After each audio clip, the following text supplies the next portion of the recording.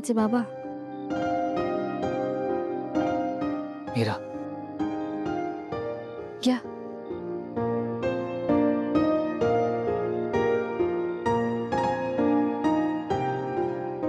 तुमची महत्वाची मीटिंग आहे ना, तुम्ही फ्रेश माइंडने जा. असं चेहऱ्यावर टेन्शन घेऊन जाऊ नका. Meera, I am sorry. चुकलं माझं. नाही नाही, माझंच चुकलं. सॉरी. मीरा, मी तसं बोलायला नको होतं तुला. नाही, मी तुम्हाला तसं विचारायलाच नको होतं. माझंच चुकलं. तुम्ही तुमच्या जागी योग्यच आहात. माझंच चुकलं. सॉरी. पण याचा तुम्ही कामावर परिणाम करून घेऊ नका. तुमची महत्वाची मीटिंग आहे ना, तुम्ही निश्चिंत होऊन मीटिंगला जा. वेदा सुद्धा पिकनिकला जाणार आहे. मी त्याची सगळी तयारी करून देईन. तुम्ही काळजी करू नका. मीरा, मी जे काही बोललो ना ते जाऊ द्या ना वेदाचे बाबा. पाडव्याचा तो दिवस आपण विसरून जाऊयात का? आधी जसे राहायचो तसे राहूयात. मीच मूर्ख आहे. उगाच पुढे जायचा प्रयत्न केला मी. अपेक्षा ठेवल्या ना की आपल्यालाच दुःख होतं. मीरा, प्लीज प्लीज असं बोलू नकोस. मला खूप गिल्टी वाटतं. नाही नाही, मी खरं सांगते. देवानी माझ्याकडून सगळंच तर हिरावून घेतलं होतं. माझी आई, ताई, माझं बालपण. बाबा होते नशिबात, पण तेही. पण या घराने मला सगळंच दिलंय. म्हणजे तुम्हीच बघा ना, आई साहेबांसारखी इतकी प्रेमळ अशी आई, दादासाहेब, अनन्याताई, वेदा, सगळ्यांचा खूप जीव आहे माझ्यावर. या सगळ्यातच मी समाधानी राहायला हवं होतं. उगाच नको त्या गोष्टींमध्ये पडले आणि हे सगळं बोलून गेले मी. पुन्हा नाही होणार असं. मी जे बोलले ते तुम्ही विसरून जा. मीही विसरून जाईन. खाली जे घडलं, मी जे बोलले त्यासाठी मनापासून सॉरी.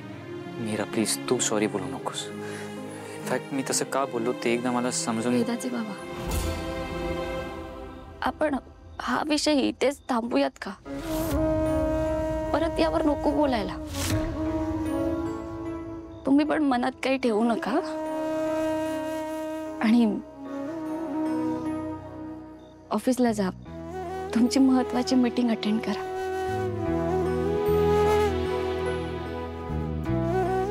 आणि हो, ती कुल्फी सुद्धा खा, नाहीतर ती वितळून जाईल.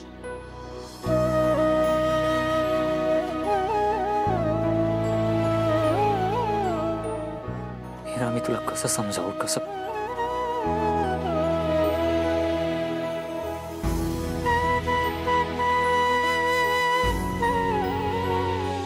मॅडम, मी तुम्हाला सांगते, मीराचं एकटीचं काम नाहीये. मला तर असं वाटतंय ना, घरातलं तिला कोणतरी मदत करताय.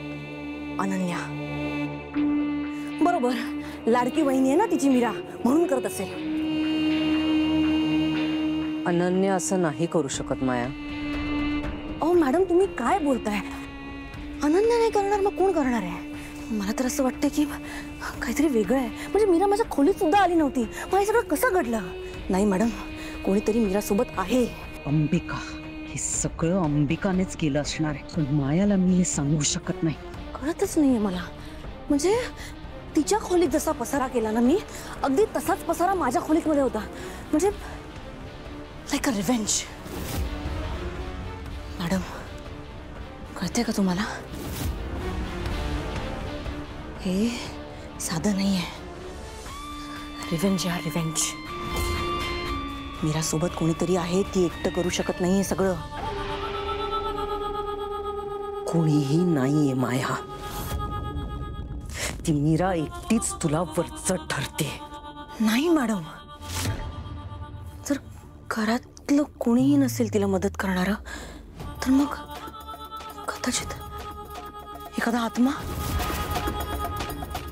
किंवा एखादं भूत हे तिला मदत करू शकतं ना. हा माया, तुझ्या डोक्यातले आता सगळे विचार बाजूला ठेव आणि फक्त उद्याची वाट बघ, कळलं? उद्या काय आहे? उद्या मीराला मारायचंय.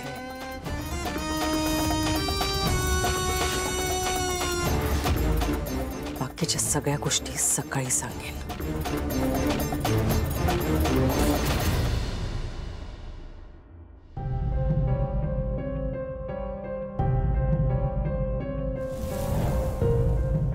त्या मायाला काय अद्दल घडवली आहे माहिती आहे मी. तिला वाटतं की ती एकटीच लोकांना त्रास देऊ शकते, पण तिला ना तुझं सुख बघवत नाही. मीरा, जाऊ दे ना ताई, काय फरक पडतो? फरक पडतो मीरा. तिने ही पेंटिंग खाली पाडून ठेवली आणि तू काय केलंस? ती पेंटिंग उचलून उलट ठेवली आहेस. उलटच ठेवणार ना ताई? का? जे नातच नाहीये ते मिरवण्यात काय फायदा आहे ताई? आणि असंही मला खोटेपणा अजिबात आवडत नाही. मीरा, नातं नाही असं कसं म्हणू शकतेस तू? अगं नातं आहे, प्रेम आहे, काळजी आहे, म्हणून तू हे अथर्वचं पॅकिंग करतेस ना. कर्तव्य म्हणून करतेय मी ताई.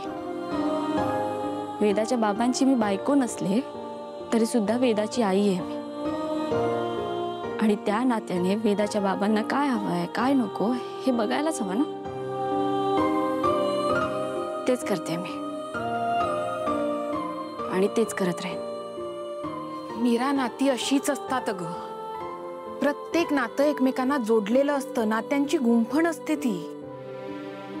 बाकीच्यांचं माहित नाही मला ताई, पण माझी नाती अशीच आहेत. मोजकी नाती सोडली ना तर बाकी सगळी नाती मी फक्त कर्तव्य म्हणून निभावणार आहे. मीरा, हे बघ, पाडव्याच्या दिवशी अथर्व जे काही बोलले ना त्याचे एकच कारण आहे अगं. त्यांना माझी आठवण येते, एवढंच. तुला माहितीये का, माझ्यानंतर त्यांच्यावर इतकं कोणीतरी कधी प्रेम करू शकते याचा त्यांनी कधी विचारच नाही केला अगं. माझं मन मला सांगते मीरा, त्यांचंही तुझ्यावर प्रेम आहे आणि तू व्यक्त केलंयस ना आता तुझं प्रेम. तू बघ, आता त्यांचं वागणंही बदलेल आणि त्यांना तुझं प्रेम कळेलही. मला नाही वाटत ताई तसं होईल. असं लवकरच होईल मीरा. तसं जर झालं ना ताई तर ही पेंटिंग मी स्वतःच्या हाताने सरळ करेन. पण तोपर्यंत माझ्यासाठी हा विषय संपलाय.